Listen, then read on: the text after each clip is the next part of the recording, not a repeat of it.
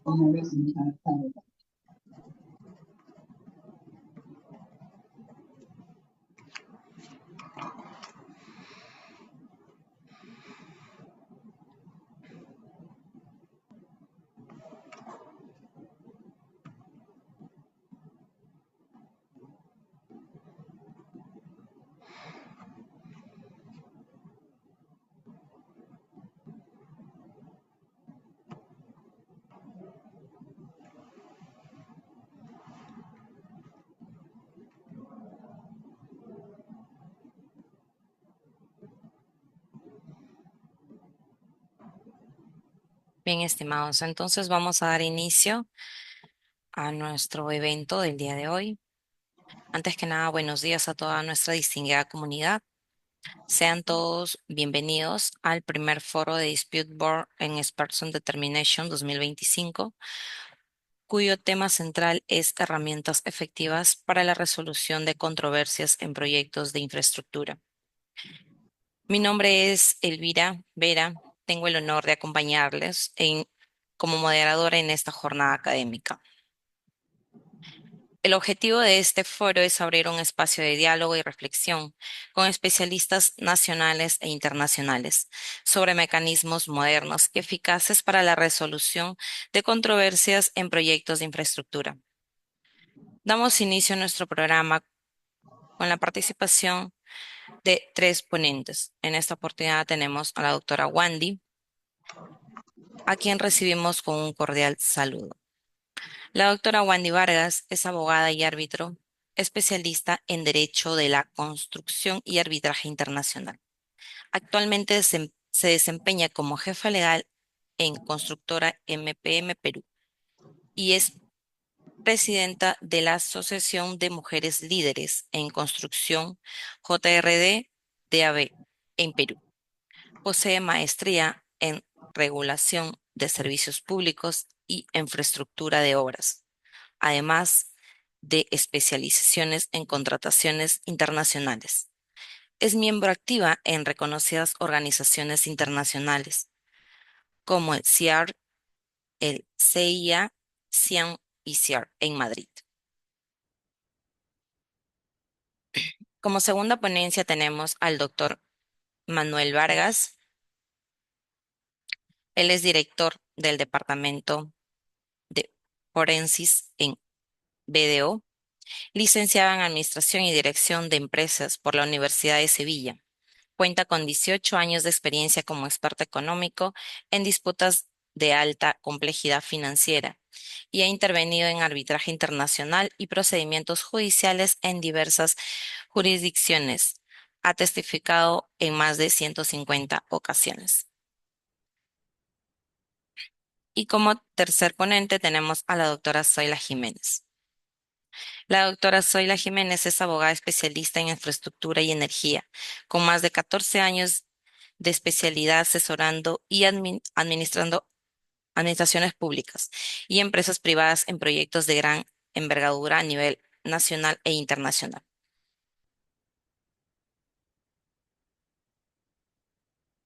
Ok. Colaborando con oficinas en Dubái y Londres, ha participado en proyectos emblemáticos como las rutas 2 y 7 de Paraguay.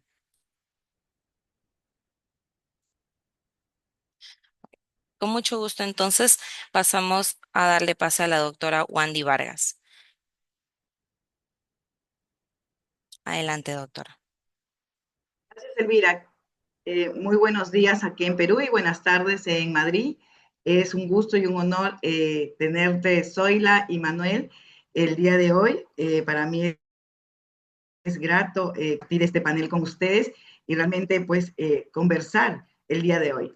Quiero agradecer también al Centro de Arbitraje y Resolución de Disputas a Zonas por la invitación y realmente hablar un poquito el día de hoy referente a un tema muy no conocido realmente tanto en lo que se está viendo en la práctica, el Spare Termination, pero sí el Dispute World, porque en Perú sí hablamos mucho, pero nosotros estamos implementando también proyectos de infraestructuras, el éxito de lo que no depende solo de la parte legal, sino de la capacidad de las partes de trabajar juntas, incluso frente a los conflictos. Entonces, el día de hoy vamos a tratar del primer foro de expertos de Termination, en herramientas efectivas para la resolución de controversias en proyectos de infraestructura.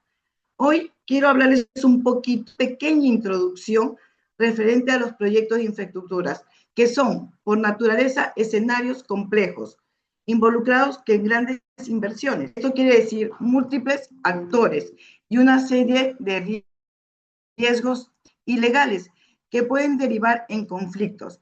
La pregunta que surge es, ¿cómo manejar estas controversias sin detener el proyecto y sin comprometer su éxito? Es una buena pregunta que todos nos podemos decir.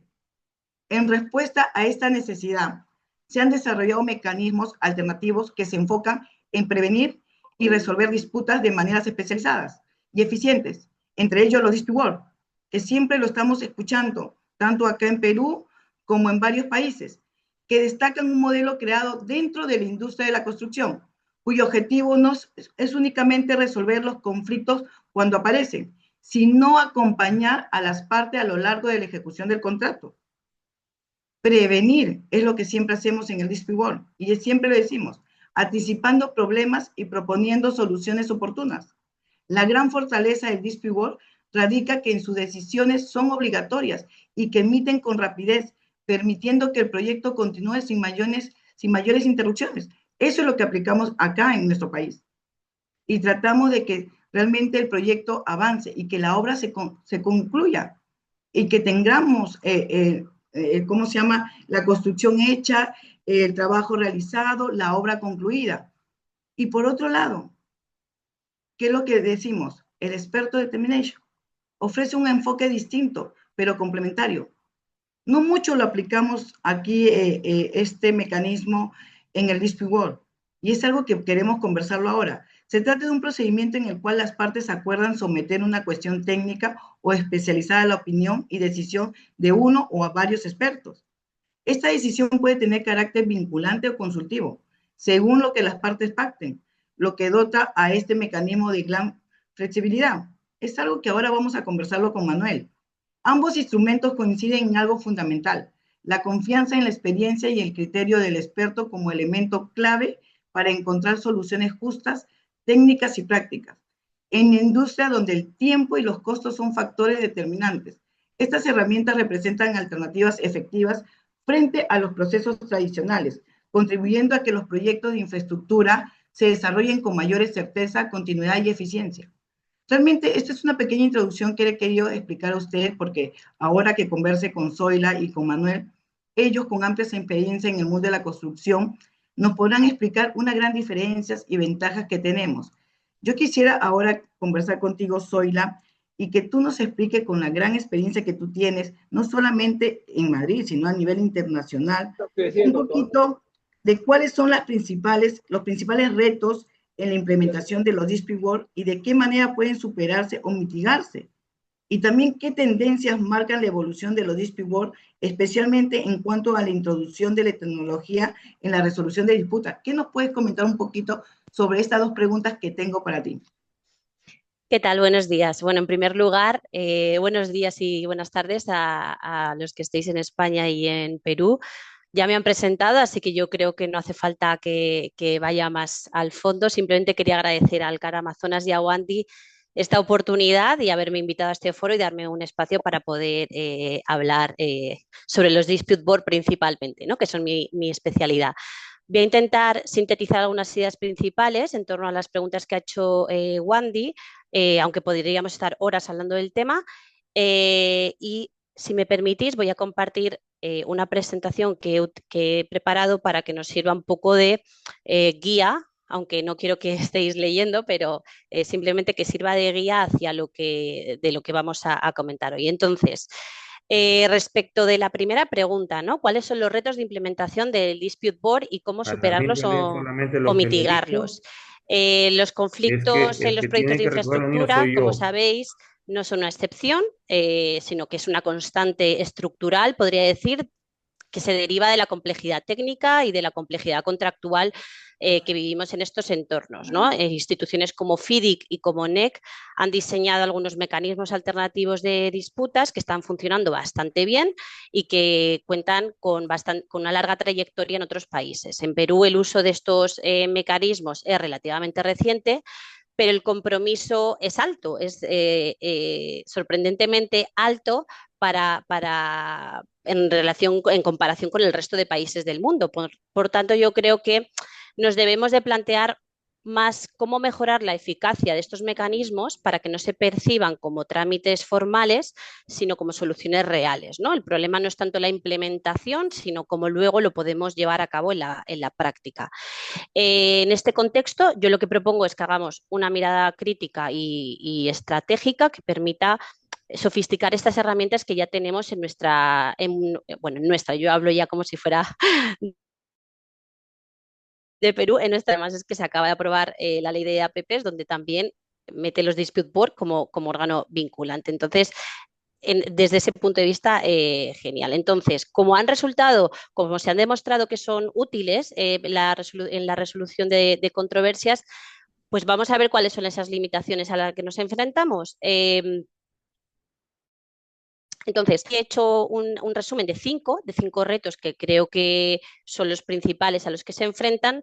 Sin duda habría más, pero vamos a revisarlos. El primer reto al que se enfrentan son el coste y la burocracia. Efectivamente, mantener un panel permanente desde que formalizas el contrato pues puede ser caro y se percibe como un mecanismo formal, ¿no? Más que como una solución efectiva.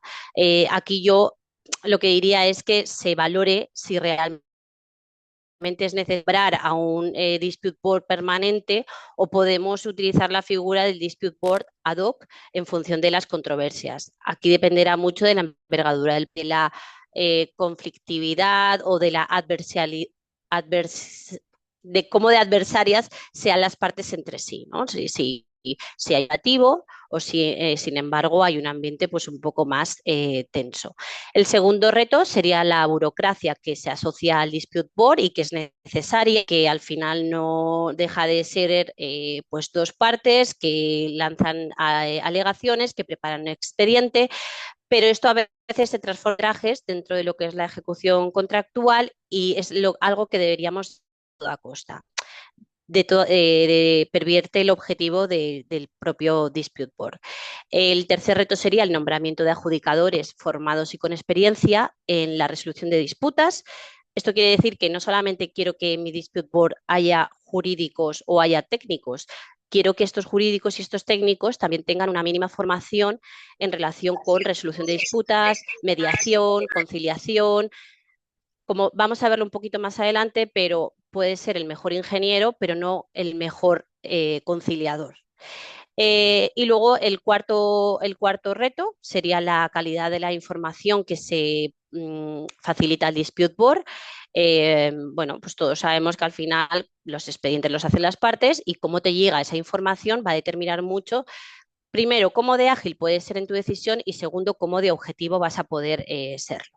Y por fin, el último gran reto, que es en el que me voy a centrar un poquito a continuación, es pues la cultura contractual y la resistencia al cambio que tenemos de someter nuestros conflictos a una Si ya lo hacíamos con el arbitraje, que es una jurisdicción privada, digamos, pues más aún en un órgano que ni siquiera tiene ese carácter judicial, entre comillas, ¿no? Entonces, esto lo que hemos visto es que cuando no hay una creencia real en que el dispute board sirve y que es un órgano que realmente aporta valor, pues hay una falta de legitimidad bastante importante, lo que hace que sus decisiones al final no se cumplan bueno, que haya una falta de enforceability de las decisiones. Entonces, estos son los retos, que es todo muy negativo, ¿no? Pero vamos a ver cómo podemos remediar, por ejemplo, el último, que es en el que me he centrado, que me parece el más relevante, cómo podemos remediar esta falta de legitimidad del dispute board.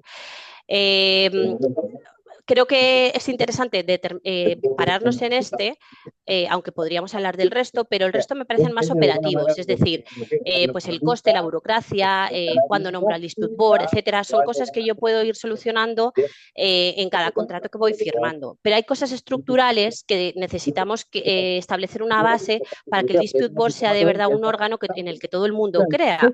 Y es este reto estructural. Sí, hay alguien que tiene el audio puesto, así que por favor, si podéis silenciar todos los micrófonos, os lo agradezco. Entonces, decíamos que la legitimidad del dispute board es un reto que es estructural y que por tanto es bastante relevante. Las razones comunes, sin detenerme, pues son las partes no creen en él, es decir, a lo mejor te lo impone la ley, pero tú ni siquiera, ni sabes lo que es, ni te has enfrentado a un dispute board nunca, ni le ves mucho sentido tener que pagar a un panel de expertos desde el principio de tu contrato, o sí crees en el dispute board, pero resulta que las partes no han nombrado a los adjudicadores adecuados, bien por su especialidad técnica, porque no son especialistas en ese sector de la construcción, o bien porque, como decía antes, no tienen esa formación de conciliación que es necesaria para ser parte de un dispute board.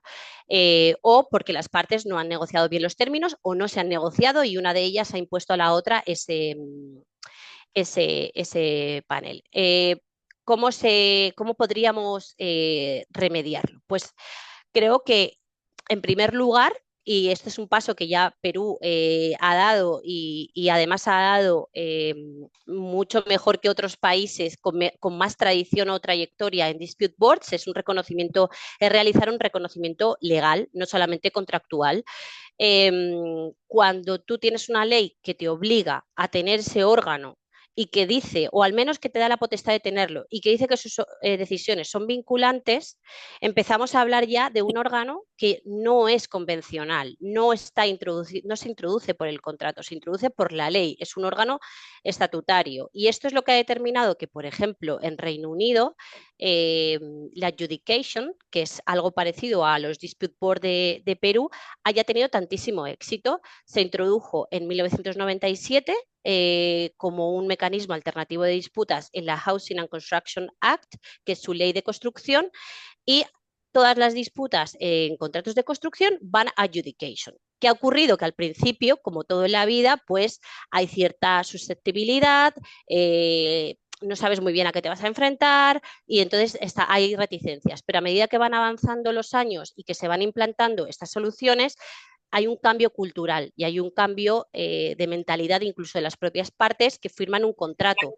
Ya no hablamos de dos adversarios o dos enemigos, hablamos de dos sujetos que firman un contrato para colaborar entre sí y que además se someten voluntariamente a que un tercero o varios terceros, formando un panel, les puedan tomar una decisión tan relevante como interpretar una cláusula contractual o decidir cuál va a ser la revisión de precios o cláusula oscura que no se termina de entender por las partes o en la que hay una controversia. O, como Manuel a continuación explicará, pues el expert determination, cómo tú dejas la solución de una controversia, de interpretación técnica, de tus especificaciones técnicas, a un tercero. En España no tenemos esa, y de hecho diréis, oye, ¿por qué me viene a mí a hablar alguien que en su país no tiene esta figura de los dispute board tan ampliamente reconocido? Pues efectivamente aquí no lo hay, lo que pasa es que yo sí que tengo bastante experiencia tanto en Reino Unido como en Dubái, pero me gustaría contar breve ¿qué es lo que pasa en España? ¿No? Y que también nos ha permitido tener proyectos de infraestructura relativamente rápido. Como digo, no hay una figura similar, pero en nuestro sistema ha sido sistemático que los proyectos sigan, que es ejecuta primero y luego litigas. Es verdad que los dispute board van solucionando a medida que va la ejecución dándose, pero que es que la obra termine y que termine bien, pues se cumple en el caso de España, ¿no? De hecho, es muy frecuente que los proyectos al finalizar pues tengan un litigio de sobrecostes que no ha impedido que la obra esté terminada a tiempo y que el privado, pues aún teniendo esas controversias en marcha, digamos, ha continuado con la ejecución del proyecto. El mismo que el del dispute board es, oye, continúa la obra y litigas después. Por tanto, bueno, pues estos son ejemplos de lo que se ha dado en otros países. ¿Qué más podemos hacer para remediar la falta de legitimidad de potencial de un dispute board? Pues, como decía antes, el nombramiento de miembros especializados. A mí me parece que efectivamente si tú tienes un panel en el que tienes a los mejores ingenieros y tienes a los mejores abogados, todos en cada uno de nuestros ámbitos pecamos un poco de mirar nuestro propio, digamos, fuente de conocimiento, ¿no? Yo como abogada, pues voy a tender siempre a fijarme más en los riesgos legales o en los aspectos legales de los temas, más que en una solución práctica que le pueda dar a las partes. Por eso es súper importante que estos expertos que estén nombrados sepan que ellos están ahí para dar su perspectiva desde su técnica, cada uno en la suya, pero que también necesitan tener una visión estratégica de lo que es su rol, tanto de advisory o de recomendación como de decisiones vinculantes.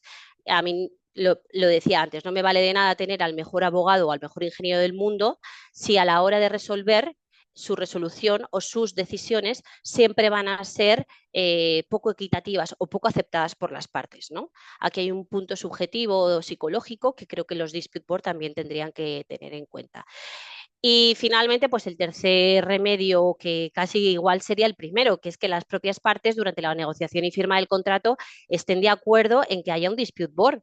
Es esencial. Es decir, es verdad que a lo mejor en proyectos públicos te lo imponen, entonces tú poco a poco te vas adaptando a esos órganos, pero en proyectos privados, si tú lo has negociado en el contrato es para luego cumplirlo. Entonces, me parece que la fase de diseño contractual, de establecer unas cláusulas claras, transparentes, que sean equitativas para las partes, etcétera, y aquí deberíamos mirar a los estándares internacionales que podemos adaptar a nuestra jurisdicción, pero es importante saber que esos estándares internacionales de cláusulas se han determinado así por una razón.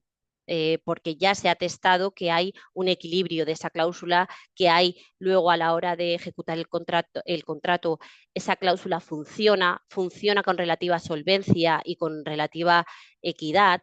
Entonces, cuidado con adaptarlo demasiado a la jurisdicción porque a veces se pervierte un poco el objetivo de la cláusula, ¿vale? Y bueno, al final yo creo que como ideas así puntuales, que las tapo un poco, perdón, como decía, pues la mayoría de dispute boards se fracasan por la percepción de las partes, porque las partes no le dan el valor y no ven el valor de ese dispute board. Eh, Creo que el dispute board debería entenderse como un instrumento de gobernanza anticipatoria, no solamente algo reactivo, o sea, me surge el problema y entonces voy al dispute board, sino que deberíamos intentar integrar los dispute board en la vida y en el día a día del proyecto. Y esto hago un disclaimer. Evidentemente, hablo de un proyecto de infraestructura grande, no hablo de un proyecto de infraestructura relativamente pequeño o cuya duración es muy corta o que técnicamente no sea muy complejo. O sea, vamos a tener un poco también de moderación y razonabilidad.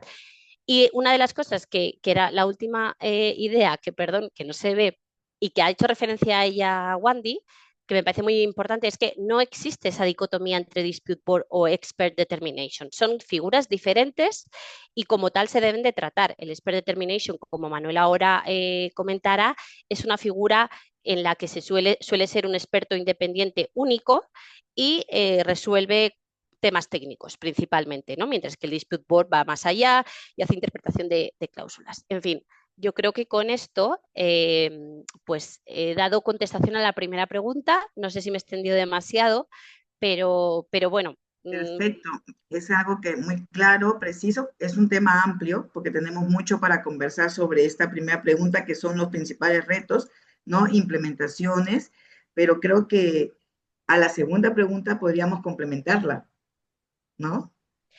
Sí, la segunda pregunta me parece que es bastante oportuna porque como ya he dicho antes, en Perú es que ya, o sea, tenéis los dispute board en la ley, se utilizan muchísimo.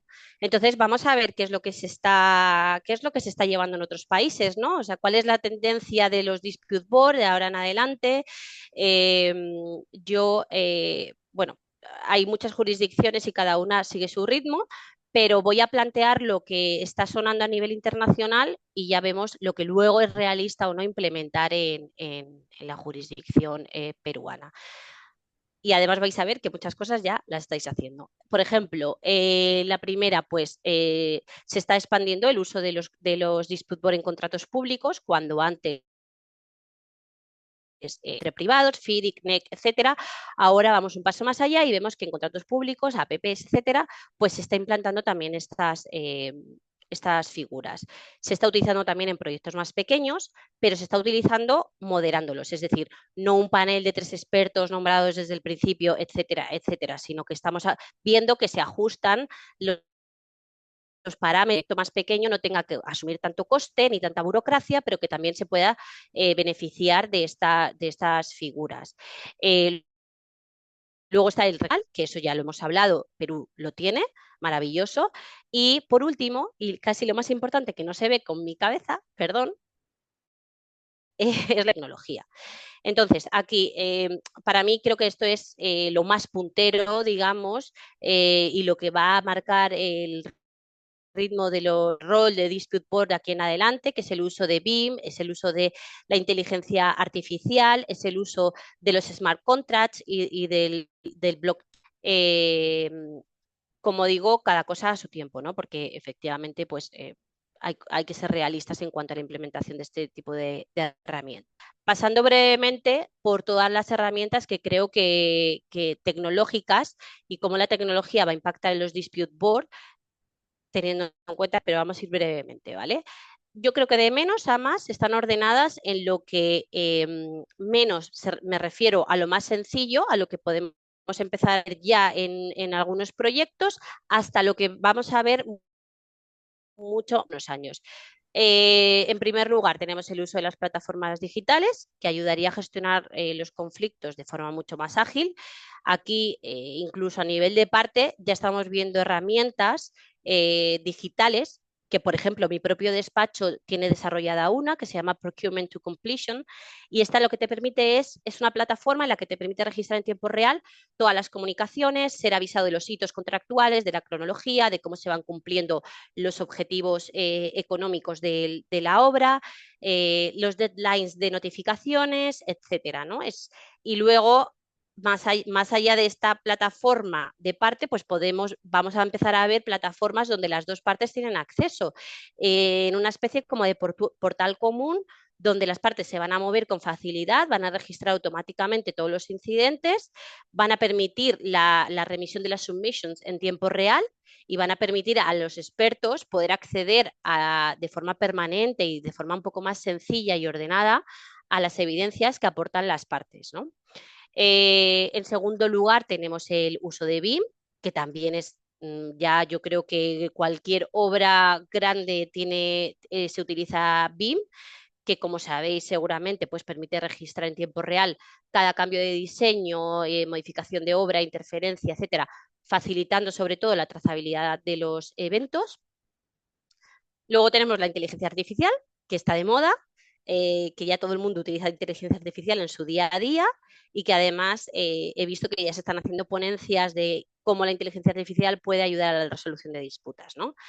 Sí, lo puede hacer evidentemente y lo va a hacer muy bien. Lo que pasa es que hay que tener mucho cuidado porque a día de hoy todavía tenemos inteligencia artificial con sesgos, con alucinaciones y con predicciones muy deterministas. Entonces, creo que todavía le queda un trecho por recorrer para que realmente sirva como herramienta en la resolución de disputas. Eso no quita que los miembros del Dispute Board se puedan apoyar pues en la evaluación de la evidencia, etcétera, en esa inteligencia artificial, ¿no? Pero para que esté realmente integrada en la resolución de disputas todavía queda un trecho, ¿no?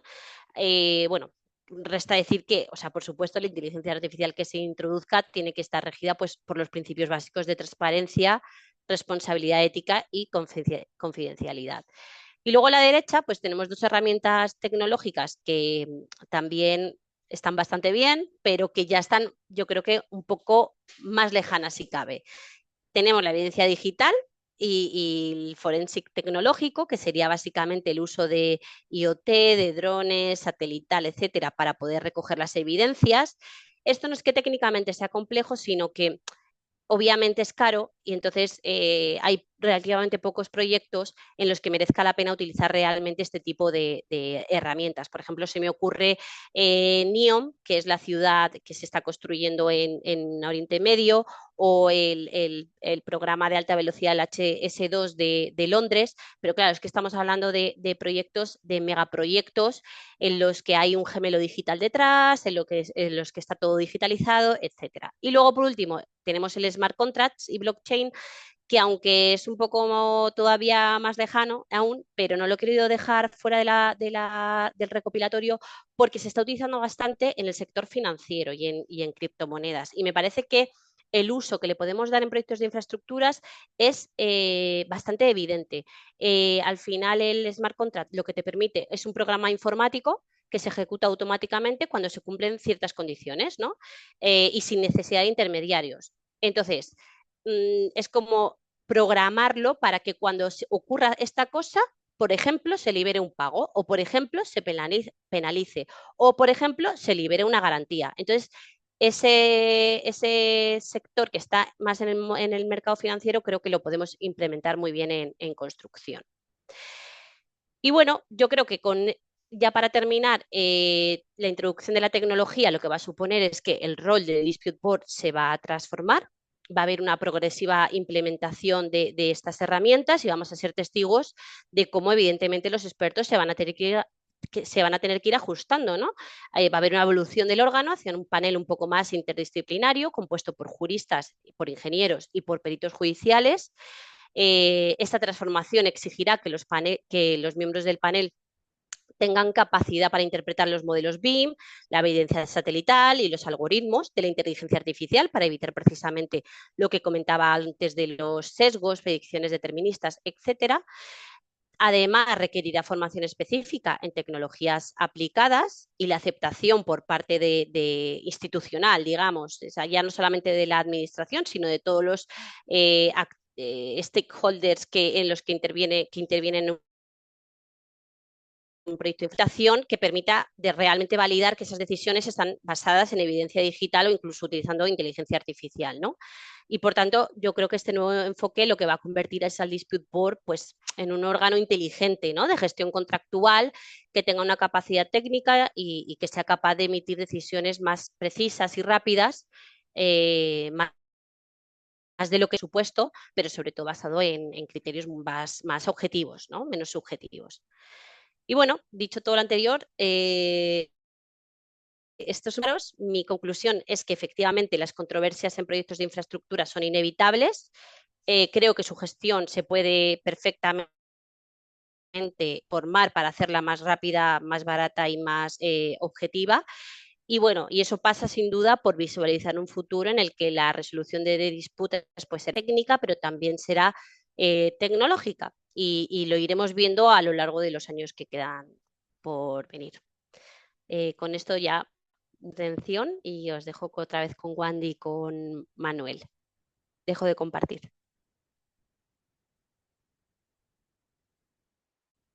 A ver, que no puedo dejar de compartir. Ya.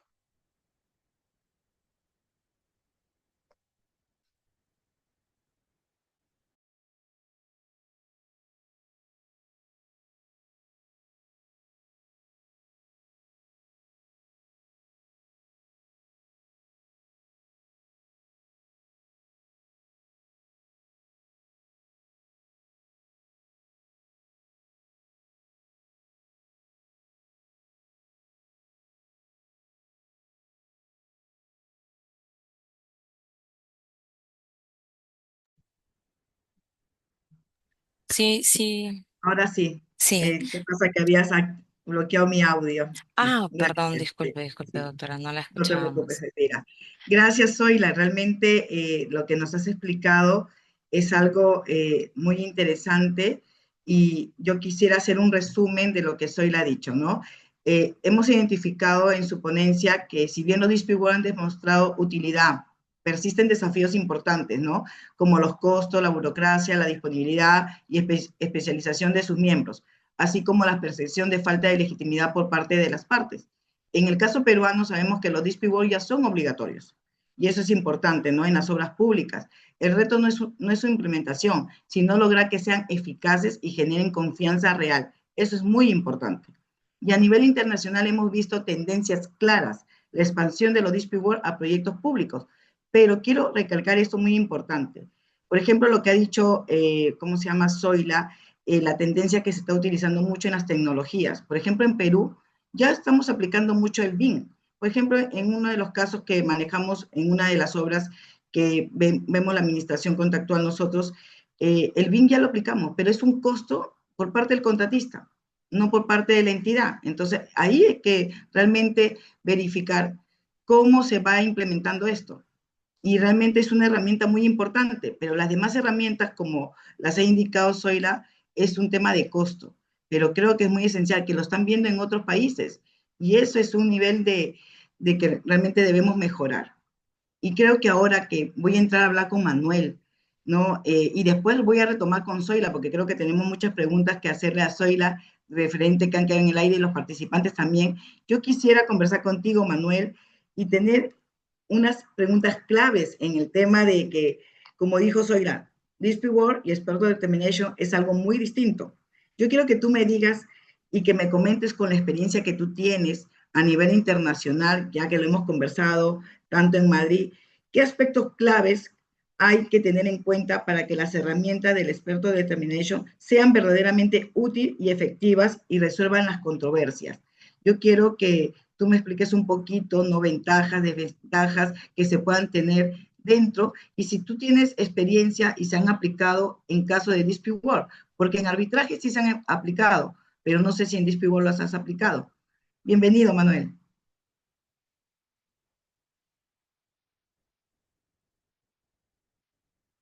Sí, también le has activado su audio a Manuel. Sí, a ver un momento, pero... A ver, un momento. Ok.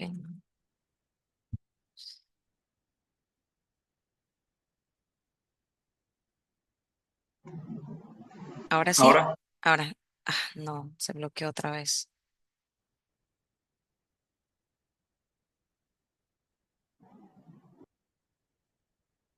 Se bloquea. Qué raro. ahora no. Sí, ya, creo Ahora que sí, sí. ¿no? Sí, perfecto. Buenos días a todos. Buenas tardes aquí en Madrid. Bueno, al igual que Zoila, quería unirme al agradecimiento a la Corte de Arbitraje y Resolución de Disputas de Amazonas, ¿no? Por la invitación y a ti, Wandy, también por la amable invitación que nos has hecho.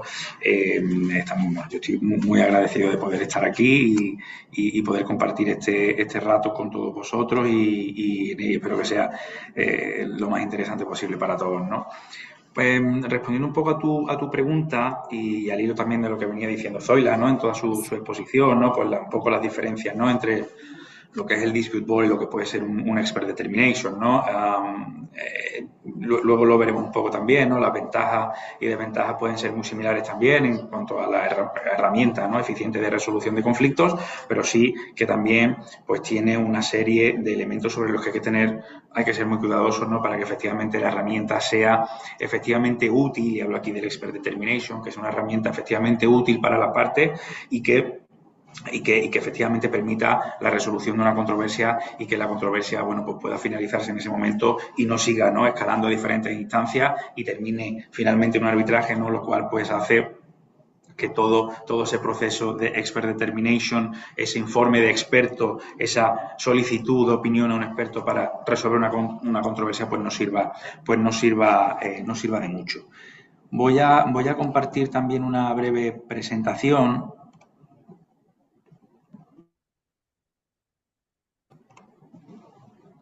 Que entiendo que ya estáis todos, viendo. A ver. Un segundo. Entonces, la primera cuestión que quería comentar sobre el expert determination, estas cuestiones que considero, entre otras, ¿no? Principalmente, pues claves para que el proceso sea exitoso y que al final, pues, esa opinión que tengamos los expertos pueda ser acatadas por las partes y no pueda ser o rebatida o tachada al final del proceso por las partes y que efectivamente sea útil. Considero que, y aquí pongo diferentes puntos, ¿no? El primer elemento es que, claro, existe una ausencia, ¿no?, de normas específicas de intervención como experto, ¿no?, en un procedimiento de este tipo, ¿no?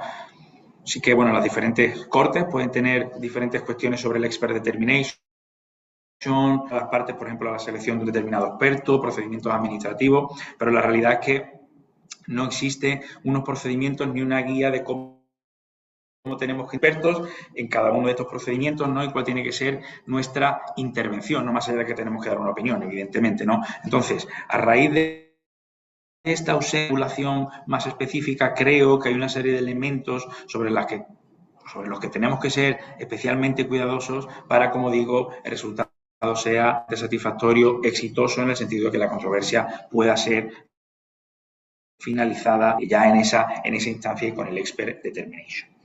En primer lugar, creo que una de las cuestiones fundamentales no es delimitar muy bien, ¿no?, las instrucciones precisas para el experto. Nosotros, como expertos, cuando tenemos o nos enfrentamos a un procedimiento de un informe de experto, un expert determination, pues no nos tenemos que salir de las instrucciones y de las cuestiones que se nos solicitan por las partes, ¿no? Eso parece obvio, pero bueno, el experto tiene que ceñirse a lo que se le solicita y no salirse un poco de ese entorno.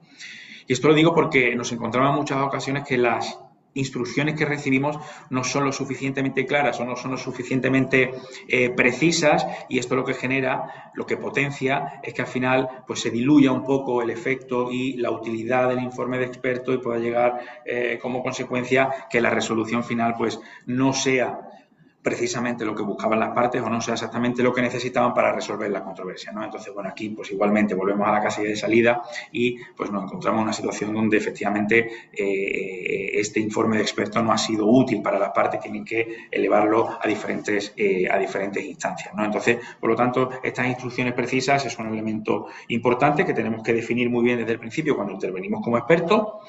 Un segundo elemento también importante en todo el procedimiento es establecer un calendario que sea claro, que sea respetado por todas las partes y que, bueno, pues que evidentemente, bueno, que sea claro y exista un orden importante durante todo el procedimiento. ¿Y a qué me refiero con esto? Tiene que haber unos momentos en los que las partes puedan presentar sus alegaciones al experto o sus argumentos al experto de por qué creen que la decisión debe ir en una dirección o en otra dirección. Tiene que haber un momento donde se presenten los documentos, donde se presente la evidencia delante del experto para que pueda tomar una decisión. Tiene que existir un momento donde el experto pueda preguntar sobre las diferentes cuestiones que necesite para resolver, y tiene que haber un momento donde el experto emita su opinión. Es decir, este orden es fundamental para que durante todo el proceso, pues no, las partes puedan introducir alegaciones, documentos, de manera desordenada, lo que va a provocar que finalmente alguna de las partes se pueda ver perjudicada por parte del experto y la resolución o la conclusión a la que llega el experto pueda ser tachada y finalmente no se acate por alguna de las partes, ¿no?, y pierda esa utilidad.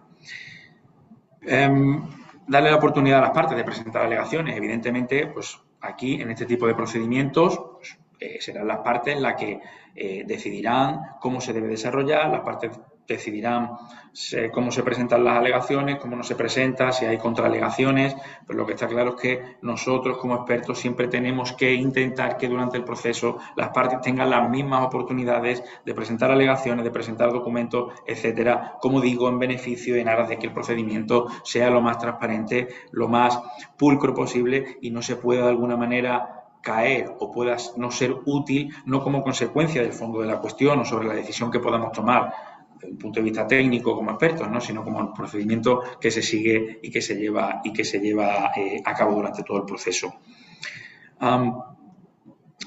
Importante también acordar cómo se establecerán las comunicaciones con el experto. Es decir, esto no es una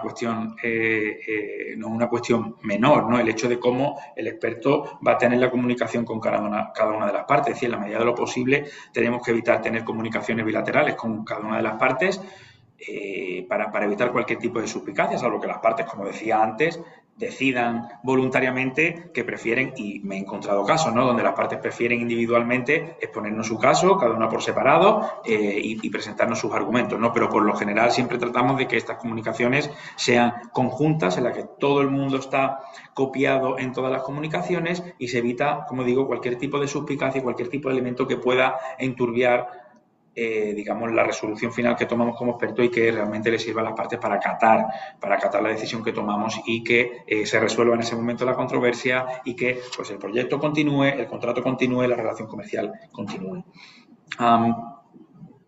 Definir la tipología de dictamen que quieren las partes, también una cuestión de manera general.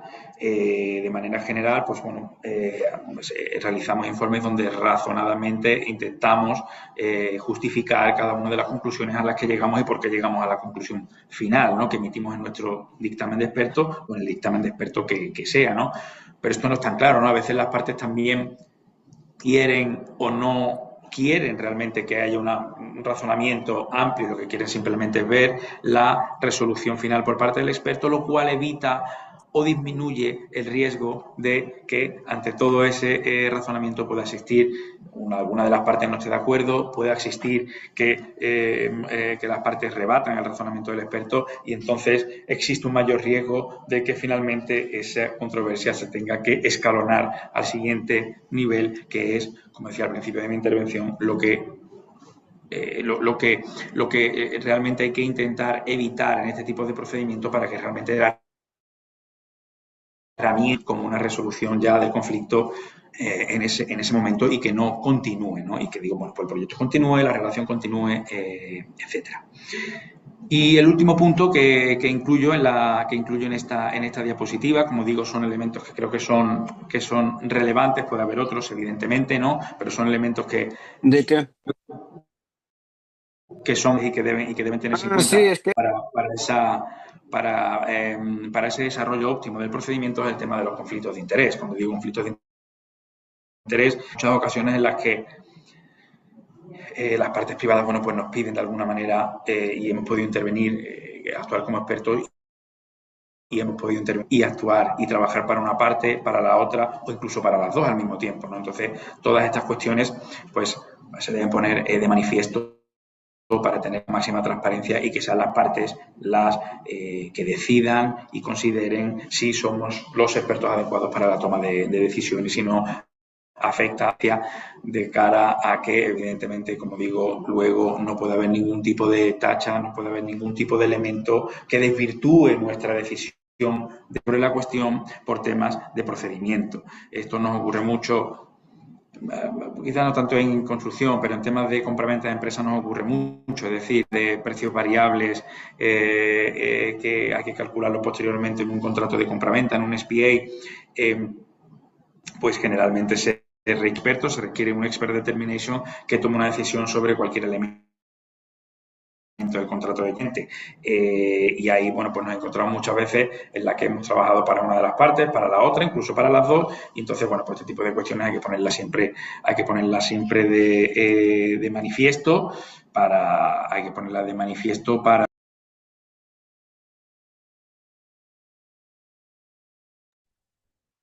Doctor, un momento, por favor. Creo que se ha bloqueado su ahora, audio. Sí, ahora. sí, ahora sí. Para evitar, como digo, posteriores cuestiones que no tienen nada que ver con el fondo de la cuestión y que realmente pues, harán que la herramienta pierda su utilidad, porque, como digo, aquí lo relevante es que finalmente las partes sean capaces de resolver la controversia con el uso de estos elementos. Entonces, por lo tanto, aunque evidentemente es un proceso que se va a caracterizar por una mayor simplicidad, ¿no?, y ausencia de formalismo, ¿no?, respecto de lo que puede ser un arbitraje tradicional, esto no quiere decir que tengamos que descuidar cómo gestionamos todo el proceso y cómo llevamos a cabo todo este proceso, ¿no? Y y como digo, evidentemente las partes son las que van a decidir cómo se hará y cómo se tendrá que hacer y cómo se llevará todo el proceso, pero nos encontramos en muchas ocasiones que la inexperiencia de las partes en este tipo de herramientas hacen que seamos nosotros los que tengamos finalmente que guiar cómo se va a llevar el procedimiento, y ya digo, siempre en aras de que el resultado, sea el resultado que sea, no se vea enturbiado por cualquier elemento diferente a lo que es el fondo de la cuestión, es decir, que las partes finalmente acaten lo que dice el experto, la controversia se resuelva y la cuestión, y el proyecto, la relación comercial, cualquier otro elemento siga funcionando de manera adecuada y que efectivamente la herramienta sea útil, ¿no? Al final, la ventaja fundamental, ¿no?, de este tipo de procedimientos, ¿no?, aunque antes lo decía Zoila, no debe parecerse un mini arbitraje, ¿no? Evidentemente aquí, en este tipo de procesos, al final sí se requiere, ¿no?, los argumentos de una parte, los argumentos de otra, ¿no? Como puede parecerse un poco un mini arbitraje, los argumentos pueden ser orales, pueden ser escritos, ¿no? Pero aunque tenga esas cuestiones parecidas a lo que puede ser un arbitraje, es decir, esta mayor simplicidad, rapidez, flexibilidad, menor coste, son todos los elementos que se deben tener pues en cuenta a la hora de poder utilizar esta herramienta como ventajas principales, ¿no? Y un poco al hilo, ¿no?, al hilo de esta cuestión, ¿no?, de ventajas o no ventajas que puede tener la herramienta, ¿no? Y como digo, esta mayor simplicidad del proceso es una cuestión fundamental, es decir, conocemos pues lo que genera un arbitraje, lo que lleva un arbitraje, el tiempo, el coste, por lo tanto, si las partes son capaces de ponerse de acuerdo y asumir que un experto va a tomar una decisión sobre una cuestión concreta, pues será un proceso mucho más simple, mucho más rápido, mucho más barato y que beneficiará en la medida de lo posible la continuidad de los proyectos. Menor confrontación. Evidentemente, un informe de este tipo, y en mi experiencia cuando hemos tratado con las partes en un informe de este tipo, es menos agresivo de lo que puede ser un arbitraje, un procedimiento judicial al uso, ¿no? Por lo tanto, se genera un ambiente que permite el mantenimiento de la relación comercial sin que haya un enquistamiento de la relación entre las partes, ¿no?, que es lo que al final se pretende con este tipo de herramientas, ¿no?, tanto con el Dispute Board como con el Expert Determination. La cuestión es que el proyecto, hablando de un proyecto de infraestructura, pues el proyecto continúe, independientemente de que puedan existir estas diferencias y discrepancias que se pueden ir solucionando mientras el proyecto continúa y la obra se sigue realizando. Por lo tanto, ¿no?, este elemento de menor confrontación también me parece importante y una ventaja a destacar, ¿no?, de este tipo de herramientas de resolución de controversias. Por lo tanto, bueno, pues estamos ante una herramienta, como digo, que puede llegar a ser muy eficiente siempre y cuando se utilice y se implemente de manera adecuada, siguiendo unas pautas y unos procedimientos adecuados que la hagan realmente útil, ¿no?, y que garantiza al final un proceso sólido y absolutamente transparente.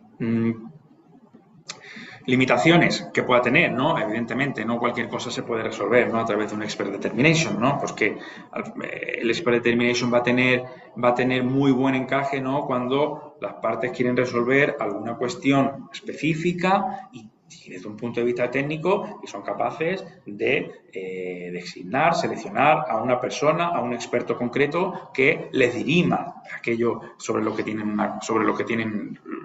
está la controversia. Pero claro, tienen que ser cuestiones técnicas y muy específicas, ¿no? Cuestiones que surgen, ¿no?, realmente en proyectos de infraestructura, ¿no?, tanto desde el punto de vista técnico, yo soy en este caso economista, pero también desde el punto de vista económico, ¿no?, cuestiones de financiación, pagos,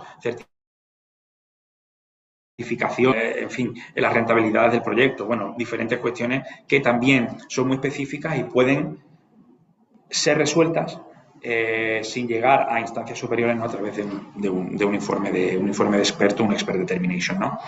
Como decía, la ausencia de este marco legislativo pues hace que tengamos que estar muy a cómo llevamos a cabo y cómo desarrollamos todo el proceso, ¿no?, para conseguir que la herramienta sea efectivamente útil y que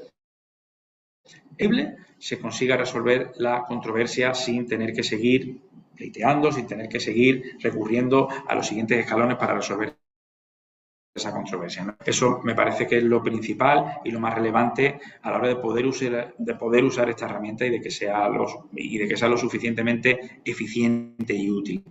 Y por último, un poco, bueno, pues claro, al final aquí dependemos de lo que las partes deciden, como no puede ser de otra manera, pero eso también puede llegar a generar ciertas limitaciones para el experto, es decir, no podemos llegar a no tener acceso a toda la documentación o a cierta documentación importante para la toma de decisión, ¿no? Como si en arbitraje, evidentemente, pues en la producción documental o que sea, hay ciertas reglas y cierto marco normativo que tiene que respetarse por las partes, cosa que no ocurre en un expert determination. Entonces, eso puede ser una limitación que no tengamos y que al final ese informe de experto, como consecuencia de esa limitación, de esa falta de información útil para las partes y necesiten realmente ir a una instancia superior y volver a la casilla de salida con su controversia.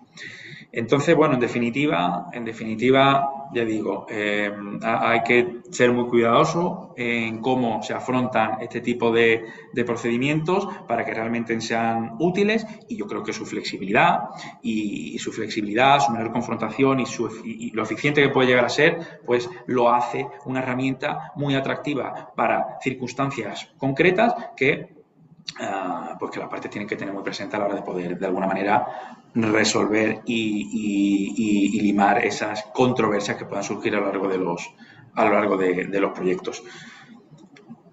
Y aquí tenía, bueno, preparada una pequeña slide también de Dispute Board, que bueno, ahí lo ha hablado Zoe, ¿no? Pero aquí simplemente quería destacar un poco que, evidentemente, aunque son herramientas diferentes, al final muchas de las ventajas que tienen las herramientas son coincidentes, ¿no? Y algunas de las limitaciones, ¿no? Digo, ventajas que pues evita la acumulación de disputas, ambas herramientas, ¿no? Favorece la continuación del proyecto, muy importante, tanto los dispute board como en un expert determination, menor coste, mayor flexibilidad, prevención de conflictos, preserva las relaciones, ¿no? Todas estas ventajas pues son coincidentes tanto para una herramienta como para la otra, evidentemente con la diferencia que tiene cada una, ¿no? En cuanto a las limitaciones, bueno, que antes no lo he citado, creo, ¿no? Otra de las limitaciones, evidentemente, un informe de experto, ya depende de la voluntad de las partes, acatarlo, asumirlo, pero bueno, su laudo, evidentemente no es un laudo ejecutable con, bueno, las cuestiones que puedan surgir, al igual que las cuestiones, el tipo es diferente, ¿no? Ya con una normativa legal, como comentaba Zoila, ¿no? Donde ya puede ser más vinculante, ¿no? El expert determination puede ser vinculante por las partes o consultivo, pero aunque sea vinculante, pues al final las partes pueden no asumirlo, no acatarlo, y en muchas de las ocasiones puede ser como consecuencia de no haber seguido un procedimiento adecuado a lo largo de todo el proceso. Y en términos generales, un poco estas eran las cuestiones relevantes que quería comentar sobre el expert determination. Ya digo, elementos clave que yo creo que hay que tener muy en cuenta a la hora del uso de esta herramienta. Gracias, Manuel. Realmente la explicación que has hecho ha sido muy clara para las personas que están escuchándonos, que realmente me he quedado sorprendido, 87 personas conectadas, realmente un horario que es 9 de la mañana en Perú y 5 de la tarde en España, realmente muchas personas participando en este foro, y realmente gracias por la convocatoria al Centro de Arbitraje, y es muy importante escucharte a ti y escuchar a Zoila en esa explicación de comparación de lo que es el Dispute Board y el Experto Determination. Y yo quería hacer un pequeño resumen que realmente de la experiencia que tú tienes en hablar un poquito sobre los elementos clave para que el Experto Determination se convierta en una herramienta eficaz en la resolución de controversias, que parte de un reto fundamental. La ausencia de las normas específicas que regulan la actuación de los expertos, como dices, ante ello cobra mayor relevancia que las partes definan con claridad el procedimiento y sus reglas desde el inicio. Eso es muy importante. El éxito de este mecanismo depende de varios aspectos esenciales. Establecen introducciones precisas para el experto, fijar un calendario claro que ordene que el proceso y garantice a las partes la oportunidad de presentar sus argumentos. Eso es importantísimo, como tú lo has dicho, ¿no? Asimismo, resulta indispensable acordar de qué manera se desarrollan las comunicaciones, con el experto y definir el alcance y la tipología del dictamen que se requiere. Un punto central en la transparencia en la gestión de posibles conflictos de intereses, ya de que ella depende de la confianza, la legitimidad del procedimiento. Y en conclusión, que el experto determination alcanza su verdadero valor cuando se construye sobre reglas claras, una comunicación estructurada y la absoluta imparcialidad de quienes intervienen. Pero realmente esto se puede aplicar en el dispute board, lo podemos aplicar. En el Perú no, no lo he visto en la práctica que se aplique mucho, pero debería ser, porque realmente los profesionales, los adjudicadores, a veces se necesita de un experto, y creo que ahora lo están analizando y lo están viendo, ¿no? Porque es necesario a veces en la obra, ¿no? Para realmente, si es que lo llevan a un arbitraje, ya tienen un experto que ha habido un tercero que ha opinado. Yo siempre veo que realmente es muy necesario. De repente soy la vez pasada que conversábamos, decía, no, es un costo, de repente las partes no lo quieren asumir, pero realmente hay que ver sus pros y sus contras, ¿no? Pero creo que es muy importante. La experiencia que nos ha dicho Zoila a nivel internacional, porque Zoila tiene mucha experiencia, porque no se aplican al 100% obligatorio en otros países, pero en nuestro país, en Perú, sí es obligatorio, es un mecanismo que lo estamos implementando, y el experto de derecho también lo vamos a aplicar o lo están aplicando en algunos proyectos. Es importante saberlo. Yo quiero agradecerlos, realmente ha sido muy clara la explicación y realmente estamos con el tiempo porque sé que estos foros, estos webinars solamente es de 1 hora y creo que hay que ser en estos temas. Y yo quiero hacer, para concluir en el foro, realmente el dispute board y el experto determinado hecho hacia una resolución de disputa más preventiva, colaborativa y tecnológica. Son mecanismos que bien diseñados y ejecutados no suelen resolver, sino que garantiza que los proyectos avancen con seguridad, transparencia y sostenibilidad. Eso hay que tenerlo muy en cuenta y muchos proyectos de construcción. Y yo quiero terminar con esta frase que siempre trato de verlo, porque el trabajo que tenemos en el mundo de la construcción, en un proyecto cada parte trae su perspectiva, pero solo cuando esas visiones que articulan de manera conjunta es tomar disputas en soluciones. Y esto es un trabajo en equipo. Quiero agradecer a los participantes, que realmente ha sido una convocatoria, un gusto que podamos escuchar estos webinars, porque realmente aprendemos a intercambiar ideas, ¿no? De diferentes culturas, tener opiniones, y es importante. Agradezco al Centro de Arbitraje Cara Amazona por la invitación, a Zoila, a Manuel por su tiempo, realmente porque sé que el cambio de horario, las labores también les toma el tiempo y la dedicación. Sigfredo por la invitación también. Muchísimas gracias a todos ustedes y que tengan una linda tarde por Madrid y muy buenos días por Perú. Muchas Gracias a todos gracias. ustedes. Muchas Muchas gracias, gracias. Andy. Muchas Muchas gracias. gracias a todos. Gracias. Gracias, doctora Wandy, por su excelente exposición. Y bueno, en este caso también agradecer al doctor Manuel Vargas, agradecer también a la doctora Zoila. Y bueno, en esta oportunidad, ¿no? Ha sido un honor acompañarlos en este evento organizado por el Centro de Arbitraje y Resolución de Disputas, CAR Amazonas. Y de igual manera expresamos nuestro reconocimiento a todos los asistentes por su activa participación. Gracias a todos en esta oportunidad. Entonces, eso sería todo de mi parte. No sé si la doctora se conectó, creo que ya no. Sí, ya tuvo que entrar a un consejo, por eso Mm, no podía ok. ingresar ya. Bueno, en todo caso sería todo. Voy a dejar de grabar para dar por finalizada la sesión. Gracias.